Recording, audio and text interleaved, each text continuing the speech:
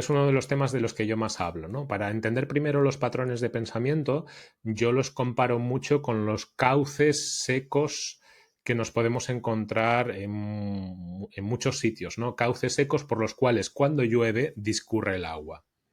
Un patrón de pensamiento es una forma en la cual nuevos pensamientos discurren por esas partes trazadas a nivel neuronal en nuestro cerebro.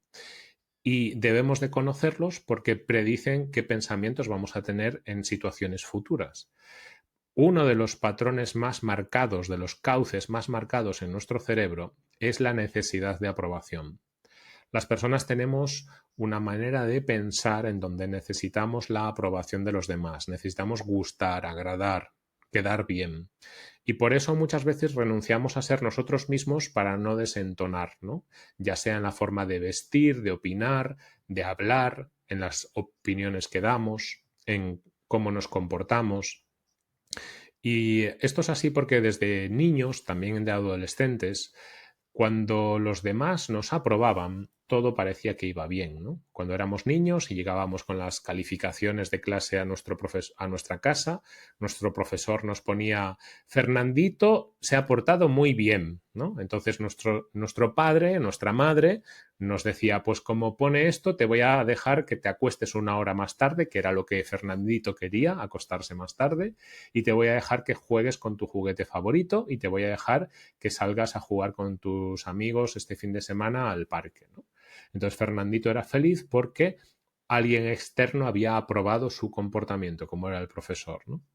Cuando Fernandito se convierte en adulto, han pasado tantos años necesitando la aprobación de alguien externo que se convierte en un adulto buscador de aprobación. Entonces, lo que pasa, lo que nadie le dice a Fernandito cuando se convierte en adulto, es que las reglas del juego cambian. Y cuando eres adulto, ya no está tan bien en buscar continuamente la aprobación de los demás. De hecho, la gente sufre, la gente tiene baja autoestima, la gente tiene realmente problemas cuando está buscando continuamente la aprobación de los demás, cuando no desarrolla su propia opinión o su propia personalidad.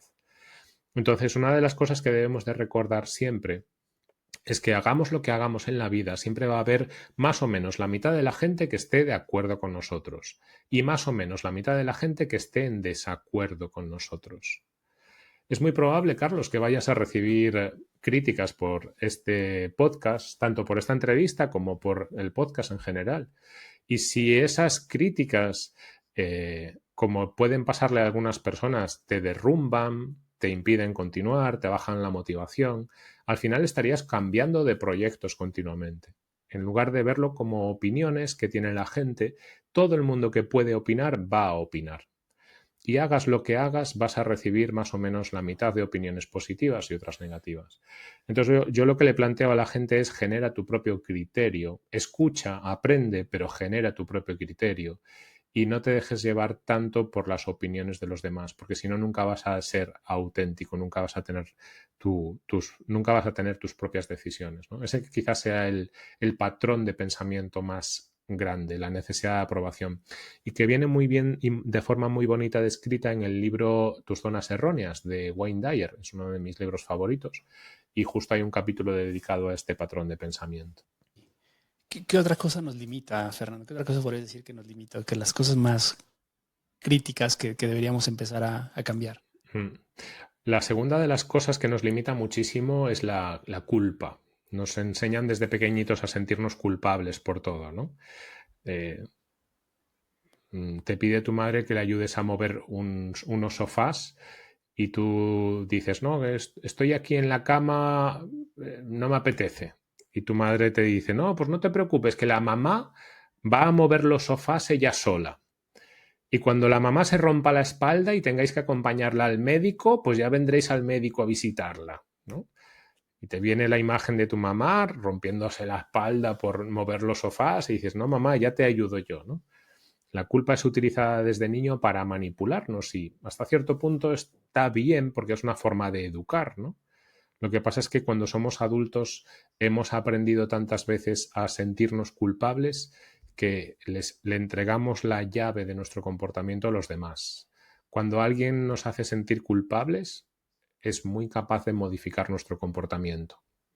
Entonces debemos de reconocer cuando alguien está usando la culpa y saber manejar esa situación, ¿vale?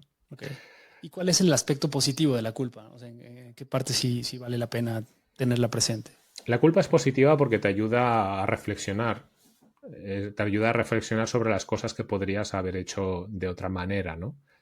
Okay. Imaginémonos a una persona que acostumbra a manejar su carro bebida y que golpea a una señora. Afortunadamente no le hace nada, pero la golpea, ¿no?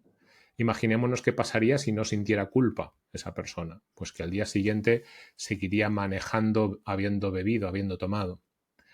Entonces, la culpa nos ayuda a reflexionar sobre las cosas que quizás estamos haciendo mal y tengamos que pensar en hacerlas de otra manera. Entonces, es algo bueno.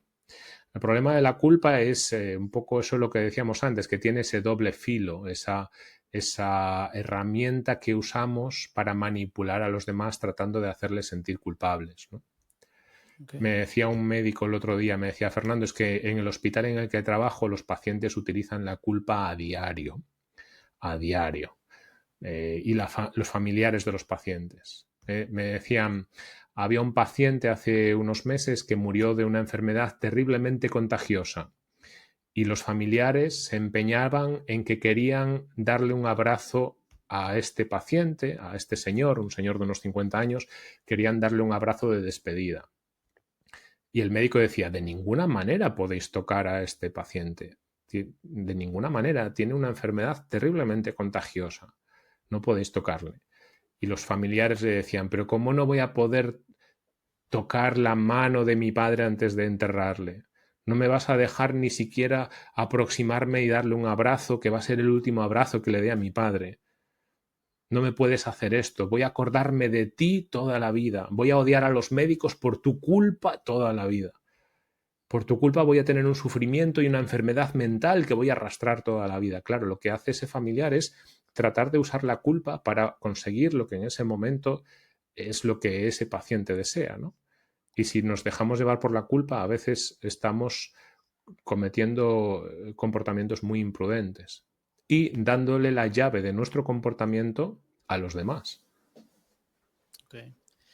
Oye, y sobre justo estos traumas, creo que también uno de los temas que más, al menos a mí, mucho tiempo me costó, y creo que mucha gente con la que platico, es el tema de lo que me heredaron mis padres, ¿no? O esto que siempre traemos traumas arrastrando de las cosas que hicieron o no hicieron mis padres.